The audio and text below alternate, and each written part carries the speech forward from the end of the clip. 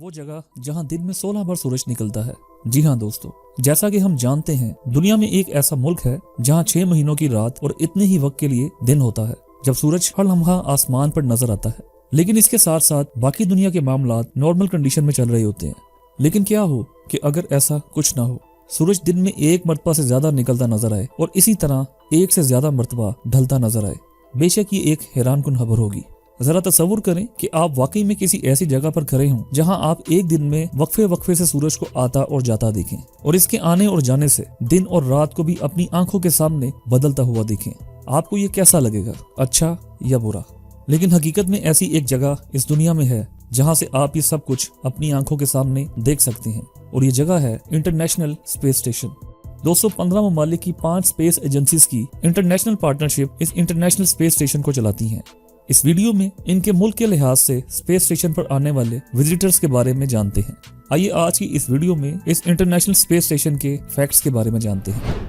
Infotech की videos देखने के लिए हमारा चैनल सब्सक्राइब कीजिए और बेल आइकन पर क्लिक कीजिए ताकि आप फ्यूचर में आने वाली हमारी तमाम वीडियोस देख सकें। दोस्तों, ये स्पेस स्टेशन नवंबर 2000 से कायम है, जिसमें 7 अफराद पर मुश्तमिल इंटरनेशनल क्रू यहाँ पर रहता भी है और काम भी करता है। और ये लोग 5 मील फी सेकंड की रफ्तार से सफर करते हुए हर 90 मिनट में जमीन के गिर्द चक्कर लगाते हैं। बाज़ औक़ात क्रू हैंडओवर के दौरान मजीद स्टेशन पर सवार होते हैं।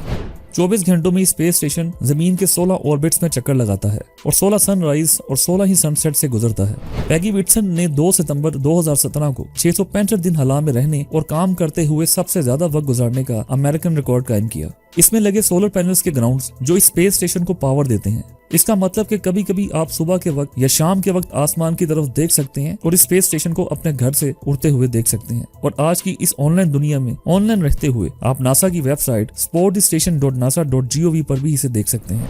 दोस्तों, स्पेस स्टेशन में रहने और काम करने की जगह 6 बेडरूम वाले घर से भरी है और इसमें 6 सोने के क्वार्टर्स, 2 बाथरूम, 1 जिम और एक 360 डिग्री व्यू बे विंडो है। माइक्रोग्रेविटी में इंसानी जिस्म में पट्टों और हड्डियों की कमी को कम करने के लिए एस्ट्रोनॉट्स दिन में कम से कम 2 घंटे एक्सरसाइज करते हैं। एस्ट्रोनॉट्स और कॉस्मोनॉट्स स्पेस स्टेशन की तामीर, देखभाल और इसकी अपग्रेड के लिए बाकायदगी से स्पेस वॉक करते हैं। सोलर एरे के विंग स्पान का फैलाव 356 फुट या 109 मीटर है, जो दुनिया के सबसे बड़े पैसेंजर एयरक्राफ्ट A380 से भी ज्यादा है, जिसकी लंबाई 262 फुट या 80 मीटर होती है।